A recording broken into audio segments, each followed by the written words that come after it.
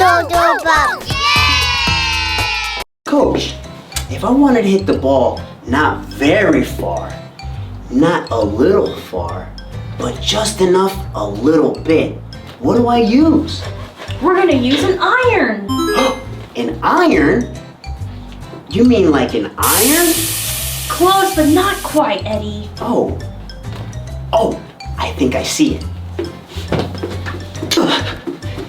Is this the iron? That's the iron! Hooray! Let's learn about irons.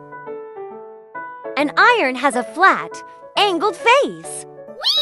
This shape helps scoop the golf ball up to fly high into the air. Unlike a putter, which is flat for rolling balls on the ground. Or a driver, which is big and round for hitting the ball very far. Irons are used for specific shots in golf, like getting it over a small hill or a sand trap.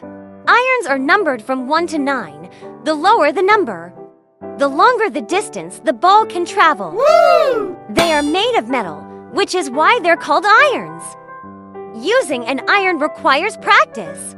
Golfers need to learn how to swing it just right to make the ball go where they want. Let's practice. All right, kids, remember, before we play, we always stretch. So let's do the stretch dance. Let's stretch up and down, side to side. Let's turn around, touch the ground, and jump up high. Let's do a few more times. Stretch up and down, side to side. Let's turn around, touch the ground, and jump up high.